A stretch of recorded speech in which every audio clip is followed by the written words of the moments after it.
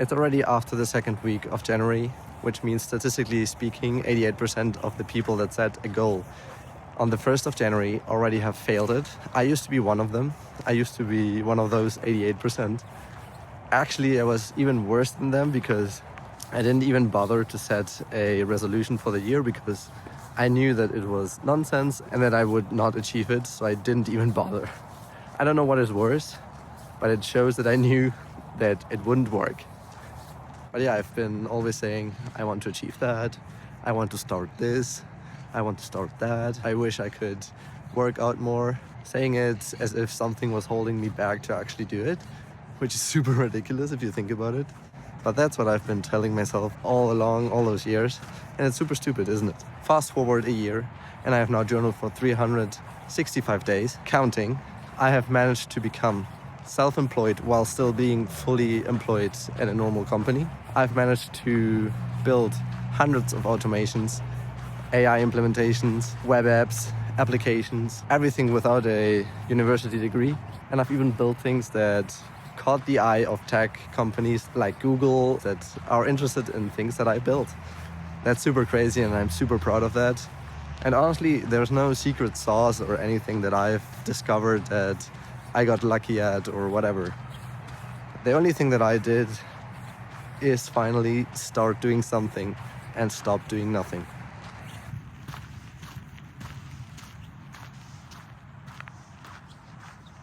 I want to share with you the techniques that helped me last year and the ones that I will continue to use over this year. The solution was not a university degree or a secret sauce that I can't tell anyone, that I got lucky and figured something out. None of that. In the end, I shifted my beliefs and the way that I look at timeframes and experiments.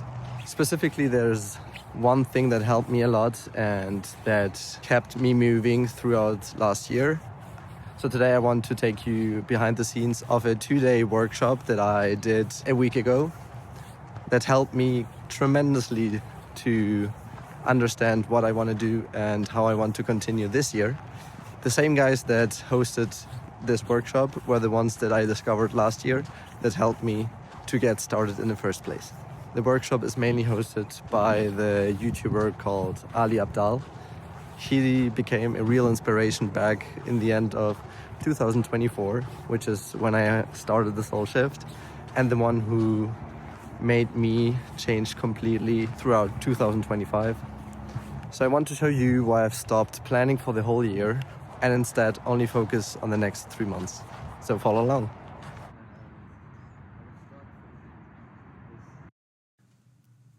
For a long time I had this belief, one that many of you share probably as well, that if I start something, I have to always finish it.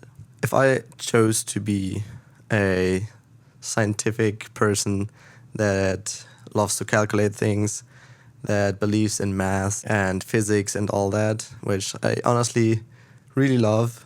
I'm really a physics type of guy. Anyway, if I choose that, it means that I can't be a dreamer. I can't be a Disney character that believes in the dreams and stuff like that. So in the sense of, if we choose something, we have to stick with it and we can't change. If we are the way that we think we are not allowed to be something else, and so on. This means as well, when I started my university degree, I thought I have to finish it no matter what, whether it's the right time, whether I want it, whether it's the right fit for me or not. It is what I have to do because everybody told me this is what people do. They finish school, they go to university, because otherwise you can't do anything. In the end, these were even my beliefs. Like, they were beliefs that we get taught while we grow up from our parents, our friends, our teachers. We didn't even get the chance to make our own ones. We basically took that stop dreaming, focus on one thing, be realistic. We took that as our belief, at least I did.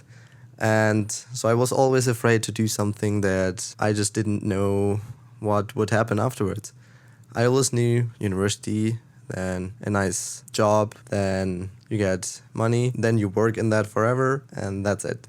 Through all that I learned last year, I realized more and more that in the end what really counts is whatever you want. And if you want it enough, you just start working on it. You will get somewhere where you feel more comfortable with than where you're now. Obviously, no one can promise that you will get to where you want to be, but I can 100% say that you will be at a different place where you can feel more proud of yourself because you got there because you wanted to and because you worked on it. Whether you succeed as such is actually not really an objective thing. What really matters is that you take all that energy and all the dreams that you have to work towards that one thing and just start doing something. Because you can always be sure that if you don't try, you will not succeed. If you at least try, you know that you did your best to get to where you wanted to be. In the meantime, you will maybe figure out that this is not even what you thought it would be, that it's not actually the dream that you had in mind, but you only will figure that out if you actually try it. If you don't try it, you will always have that one dream in your head, and you will never know if it was actually what you were meant to do or not. In 2024, it was yet another year where I watched YouTubers have their dream lives, and I felt like, wow, it is so unfair. I wish I would have had that luck, and I wish I would have what it takes to be in that position, but I just don't have it. So I finally hit a breakpoint. I was like, that's enough. I think I realized that I actually wasn't moving anywhere. I stopped watching tutorials and I started executing them because I knew I was smart because I was getting what they were saying in the tutorials. But it was true as well that if I would have tried to replicate what they do in the tutorial without the tutorial, I wouldn't have been able to do anything of that, because in the end, following the content that you watch doesn't mean that you actually understand it and that you could replicate it for yourself. So I started executing things, I started to be active, and things started to progress. I found Ali Abdaal on YouTube, who is a productivity guru, let's say. After watching him for a while, I found his book on feel-good productivity, which basically explains how to be more productive through feeling better. And it helped me a lot to advance in what I was doing. And it really helped me a lot. So I really recommend it to anyone. I realized that I could choose to make work fun, even though most of the things that I did were always quite fun. But even boring chores that you usually do and you think this is annoying, you can make things more fun if you just try to find fun in normal things. And that way you enjoy the process more and you feel also more productive and you tend to actually action those things sooner, which gives you also more time to then do other things that you would like to be more productive on. Now, Find the Fun has become my background for my phone. While I'm working, it switches automatically to that background, so I'm always reminded when I pick up my phone that I should find the fun, instead of yet another doom scroll or just responding to people that I don't need to respond to right now, I can respond to them later, or just checking the phone for nothing. Another one of my biggest wins last year, according to me, was journaling for 365 days. I somehow managed to do something that I've never done before and just started doing it, and for some reason enjoyed it so much that I actually kept doing it for the rest of the year without any exceptions. As soon as I started journaling, I really didn't stop for one day. And this is actually surprising for me as well. But I don't know, it was really insightful and helpful. It was like, imagine you have the ROM of a computer, which is what basically holds all the programs open and keeps them where you left them and so on. It's like the short-term memory. Imagine you have all those thoughts that you always have. You have your checklist in your head. You have to buy this, to get that, to pick up this person, to go grocery shopping. You have to repair that thing and so on. So all that, you have all the ideas that you want to do one day in your head, stocked up, waiting for them to come in handy someday that you don't know of. And all that is like a ROM. It gets super slow, you know, when your computer gets super slow and moving from one app to the other is like super tedious and it takes a lot of time. So this is basically the same that happens to your mind.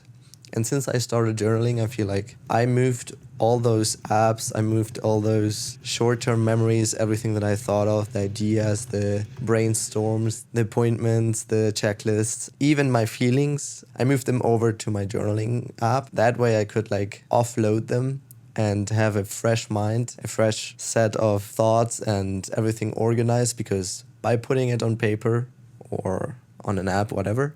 You visualize it, you are able to organize it and categorize it, and you know what is important and what not. And even the important things, since you know you have them written down, you won't forget because they're somewhere and you can find them again as soon as they become important again. In the end, imagine if I asked you to solve a really complicated mathematical equation, what would you do? Would you do it in your head? Or would you take a piece of paper and a pen and write it down, trying to figure out the solution? I think it's quite obvious that I hope everyone would go with pen and paper. If we would do that, why are we trying to cope with everything in our minds? It doesn't make any sense. And in the end, it doesn't matter where you start, whether you start on paper, whether you start in an app, whether you do both. I know a lot of people that also do both. What matters is that you start. Me, for example, I started with Obsidian, which is an app that was really recommended for it. And honestly, it was really good. But there was one thing that I missed, which was it doesn't sync across devices. I thought this would be not really an issue for me. But as soon as I tried the experiment of using Obsidian for journaling, I realized that I would actually like to have it synced across devices, because I realized that sometimes I'd like to journal on my phone, sometimes I like to journal on my laptop. I didn't have that option and I would have liked to try it. So I switched everything to Notion, for example, which is a much more complicated and intricate app, which can be used for many other things, but I used it just for journaling. And I realized, okay, that's much better already, because I could now journal on my phone, journal on my laptop, journal on the go, journal at home, wherever. You can't say that journaling failed because you didn't stick to the app that you picked at the beginning. In the end, what you did is gather the data that you thought Obsidian was a good choice, you would like to journal. The analysis of that made me realize that I liked journaling, but I didn't like Obsidian. Instead of throwing it all overboard and saying, okay, that's not for me, what I did is, okay, change the variables. Let's stick with journaling, but let's try another app. Maybe one day I'll try to journal on paper. Maybe that's even better. I have still not found the perfect template or the perfect app or whatever. I'm actually just creating my own one as well, because I think there's a lot of things that I would like to have in an app that currently are not available like that. So I'm building my own one, but that's something for another video. And well, I think the beauty of this is that you can just try out what you want. You don't have to stick to something, as long as you just keep gathering data and keep getting smarter from the experiments that you take with yourself. So I really just recommend to you that you get started, that you pick something that you're excited about and just go on with it and see how it goes. Don't overthink it, just do it. So I want to be clear, I started as a telemarketing agent here in Spain, calling on the phone for Germany. This is the only reason why I even got into the company. Like, I had no other degree or anything interesting that they would have wanted me for. So it was just the language that they wanted. But by using that same experimental mindset that I just had in me always, I proved to the CEO the value that I had and managed to negotiate a role as an AI and automation solution engineer, a company with remote work, flexible hours, and all that, while starting my own consulting business on the side. I already worked on many different projects that I only could have dreamed of in the past. Train AI, for example, is one of the biggest ones that I've achieved so far, which is actually the one that was even noticed by Google, and they showed interest in that app that I built, which is super crazy. And I've built so many other things like a recruitment analysis dashboard platform, a forecast platform to manage resources better, many automated reports, also some private projects for my girlfriend, like a living photo album. Then we can now keep on using as if it was our history in an interactive website. And then I've built a website for my brother's NGO project, even some fancy invite websites that people used for their big birthday parties and so on. So a lot of very fancy and interesting projects that I love to work on, which really just shows that there is no limit when you stop doing nothing and you start doing something.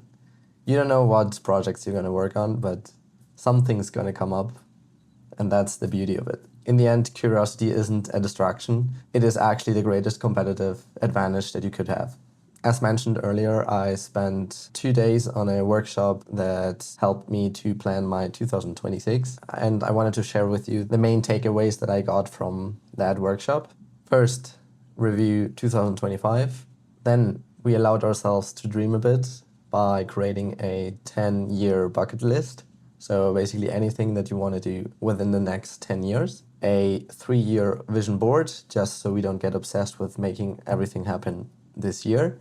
Rather, we looked at in 3 years' time what we wanted to achieve. Then we mastered the dose principle, which means to understand dopamine, oxytocin, serotonin, and endorphins.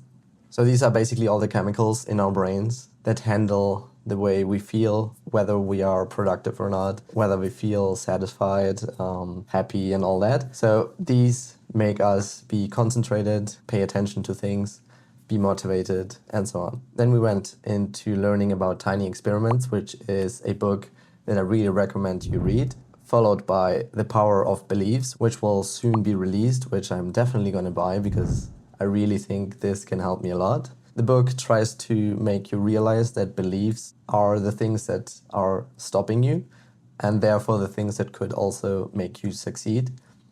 For example, if you think you're just not made for this, this is not, like, I'm not a person that would be able to do X. This means that you are conditioning already your brain to really think that this is not for you and you just can't do it. Even though you possibly can, you will not do it because you're conditioning yourself to believe that you can't. There were some amazing stories. This was one of the most incredible sections, honestly.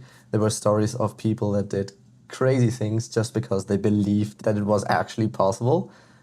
And I was like, wow, this is amazing. Anyway, I'll leave some links maybe in the description so you can check out some of those stories. And then we looked at the main thing, which was the 3-month horizon, meaning we looked at the next Q and analyzed and identified the things that we want to achieve in those next 3 months, especially looking at the main life quest and the main work quest. By the way, we call them quests because Ali thinks that making it more fun and sound like a adventure or something like that from a video game makes it more fun, and therefore we call it quests instead of goals. Since these were the results of the 2 days that we spent in the workshop, I want to share with you my 2 main quests, one for my life and one for my work. I'm gonna read them out because it's quite a lot of text, but I'll leave them here so you can see them.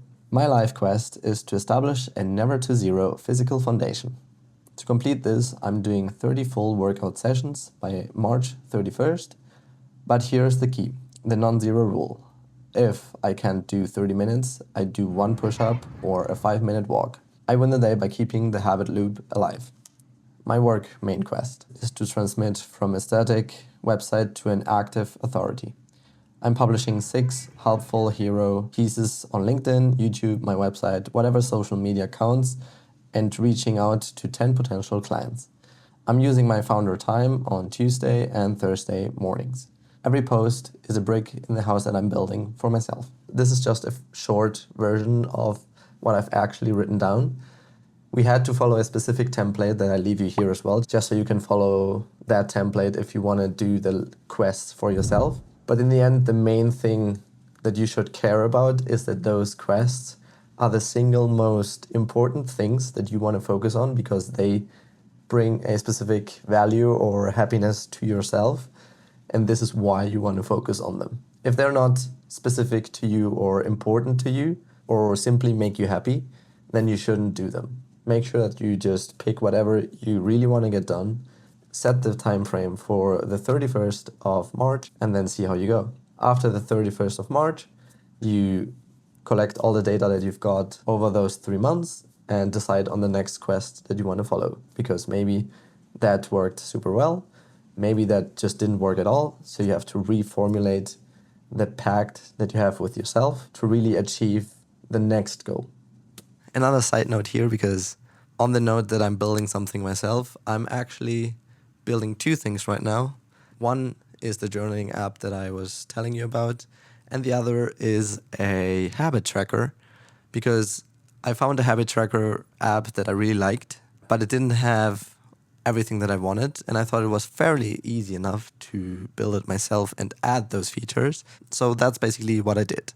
So this is the app that I am building. It's called Never Zero, based on the quest that I also have, which means I just never want to go to zero. I want to always achieve the minimum possible every day or every week or whatever you set yourself. I always want to keep this streak alive, even if it's just the minimum thing that I could have done. So for example, if you put in workout every day, but you can't do it today, you did one push-up, that's already something.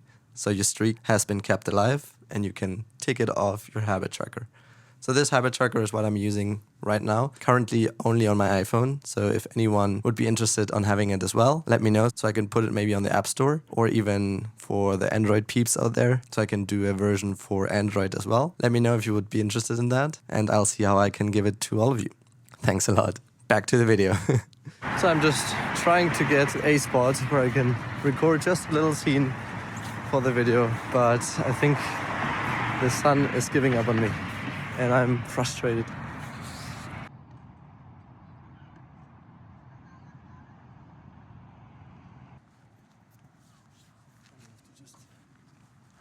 You might wonder why 3 months? Because the shorter the time frame, the more real it feels. If you spend all year chasing one thing, obviously you will lose the interest within the first 2 weeks. It's normal. If you're doubting a goal, try it for 2 weeks, for example. Let's see how that goes. I see my friends and family stuck in that I should do X loop, and they actually never get it done. And I understand them because I was there just a year before. But in the end, you can't force the fire that I found. Like, you can't torch people and hope they just carry on the fire that you gave them or tried to give them. In the end, they have to find it for themselves. I tried it with my girlfriend to show her everything that I've done, to put her on fire. But in the end, like, it makes no sense. You shouldn't really do that, because everyone has to find their own fire in the end. You can't force it on people. And then finally one day she decided to start picking it up. She started to feel the flame, and now she even got her own journal and is going to start journaling herself, starting to put her tasks down on the paper. She, for example, she preferred to write it down, while I prefer to type it up in my journal notes. So, you know, everyone has to find their own way, and you don't need a 12 months plan. You just basically need to stop doing nothing and start doing something. That's what happened to me. Like, I didn't know what I did before. I just started, and here I am. I feel like I have achieved a lot of things, and I'm really proud of it. And it's just because I started. Just run a tiny experiment. Clear the ROM that you have overloaded, and just find the fun. That's, in the end, all you need to do. Let me know down in the comments, what is one tiny experiment you can start right now that you're excited about and you just wanted to try it since forever. And by telling each other in the comments, that's how we can hold each other accountable for what we want to achieve. So let's go.